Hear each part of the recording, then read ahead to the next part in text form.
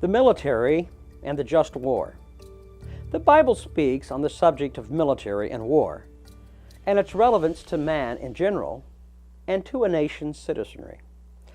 I cannot speak to every issue, but here is a brief overview of the subject. Wars, we are taught in Scripture, are to be fought in defending justice, and of course, the suppression of evil. Wars are to be in accordance with the law of God. And the Bible speaks of a religious type of sanctification that the military ought to be involved prior to engagements. That is, seeking to honor God as they go forth to engage the enemy. Joshua 3:5. The earliest age for a man to serve in the military, according to the Bible, is 20 years old. These were to be able-bodied men. Numbers 1:2-3 states, "Take a census of all the congregation of the children of Israel, by their families, by their fathers' houses, according to the number of names, every male individually, from 20 years old and above, all who are able to go to war in Israel. You and Aaron shall number them by their armies." And in Numbers 26:2, you have the same principle. Take a census of all the congregation of the children of Israel, from 20 years old and above, by their fathers' houses, all who are able to go to war in Israel. From this principle, we can also derive that registration for military duty is biblical. But what must be rejected is an unbiblical conscription for unjust military ventures because of statist desires. The Bible also speaks of the reason that some men should not serve in the military. Deuteronomy 20, verses 5-9 says, "Then the officers shall speak to the people, saying, What man is there who has built a new house and has not dedicated it? Let him go and return to his house, lest he die in the battle, and another man dedicate it. Also, what man is there who has planted a vineyard and has not eaten of it? Let him go and return to his house, lest he die in the battle, and another man eat of it. And what man is there who is betrothed to a woman and has not married her? Let him go and return to his house, lest he die in the battle, and another man marry her. The officer shall speak further to the people and say, What man is there who is fearful and faint-hearted? Let him go and return to his house, lest the heart of his brethren faint like his heart. And so it shall be, when the officers have finished speaking to the people, that they shall make captains of the armies to lead the people." Here, the following principles are clearly set forth. First, an individual who has just built a new house, which is from the fruit of his labors, was to be exempt at that specific time for service. Second, the farmer who had planted his field was to stay out of the battle, so that he could also bring forth his harvest, and thus, at that time, was specifically exempt from service. Third, those who were engaged to be married, they were to stay and to marry the young lady, and therefore they too were exempt for that specific period of time. Fourth, those with a new wife were also to be exempted from military service for 1 year. Deuteronomy 24:5 makes that very clear. Fifth, those who were fearful, those who did not have the courage and the strength to go into battle, were to be exempt from military service because they would have an effect upon the army. Sixth, those whose conscience was violated because the military venture was unjust according to the law of God and not what constitutes a just warfare, they too had the right of recusing themselves to military service. The use of military service is for the restoration of an orderly society, according to the law of God. To that end, the moral law of God's 10 Commandments must engage both the purpose and conduct of any military engagement.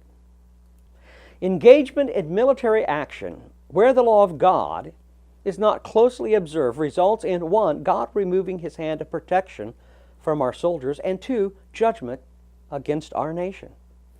In a just war, in order to overthrow the evil in that nation, it is also lawful in battle to not only engage their army, but to suppress the evil that is among them, both during and after the war.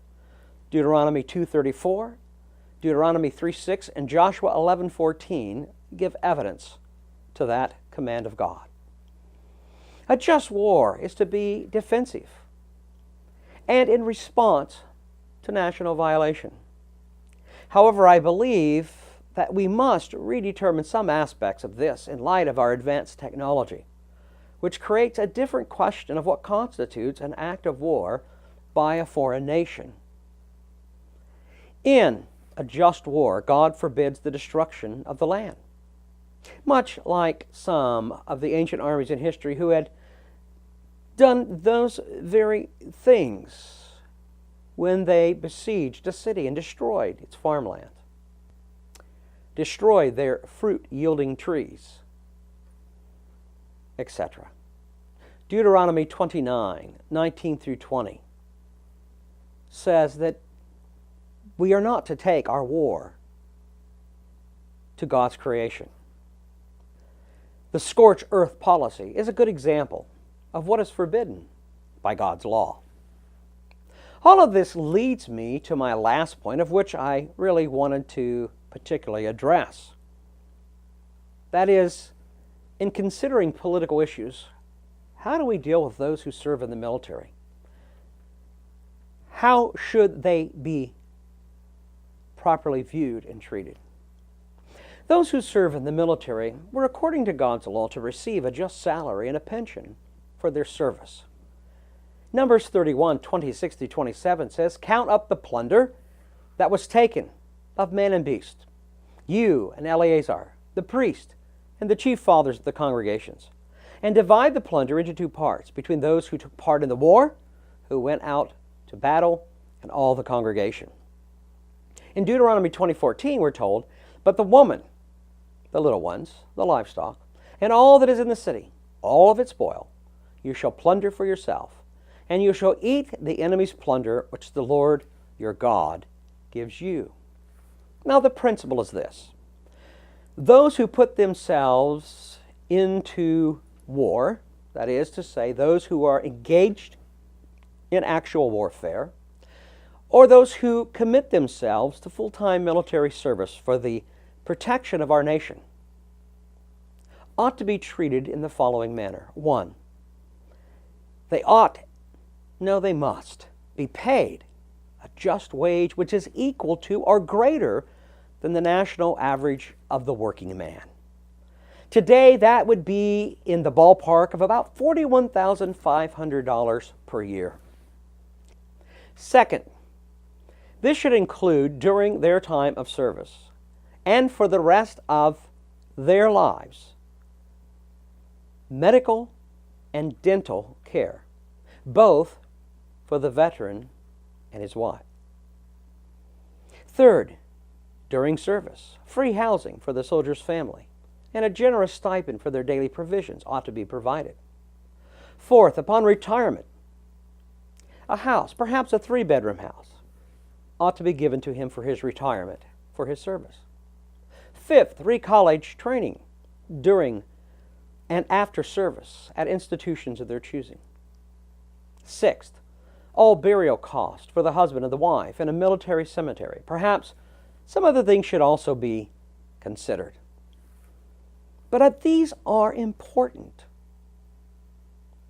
in order to engage our citizens, especially our young men and women, when they go forth in harm's way, that they be properly cared for, because they have putting forth their life on the line for us. I never served in the military. My father did in World War II.